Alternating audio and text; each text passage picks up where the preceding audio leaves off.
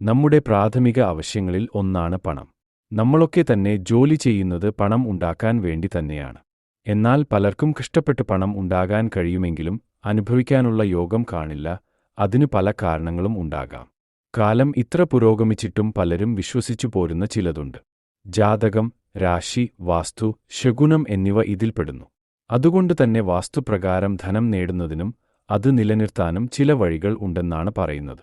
വാസ്തുപ്രകാരം എന്തൊക്കെ ചെയ്താലാണ് പണം നേടാനും നിലനിർത്താനും സാധിക്കുക എന്ന് നോക്കാം. തുടക്കം അടുക്കളയിൽ നിന്ന് തന്നെയാകണം. അടുക്കള വീടിന്റെ ഐശ്വര്യസ്ഥാനമായിട്ടാണ് കണക്കാക്കുന്നത്.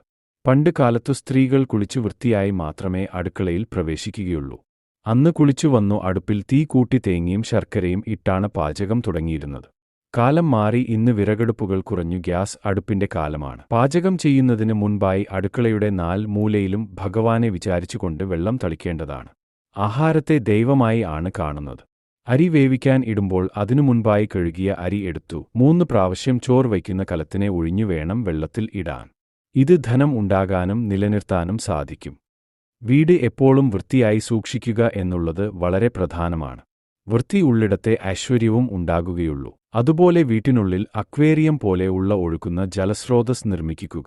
ഇത് ധനാലാഭം ഉണ്ടാക്കുമെന്ന് വാസ്തു പറയുന്നു. ഇവ സൂക്ഷിക്കേണ്ടത് തെക്കുകിഴക്കു ഭാഗത്തായിരിക്കണം എന്നതും പ്രധാനമാണ്. വാസ്തുപ്രകാരം അക്വേറിയത്തിൽ 1 കറുത്ത മീനും 8 ഗോൾഡ് ഫിഷും ആണ് വേണ്ടത്.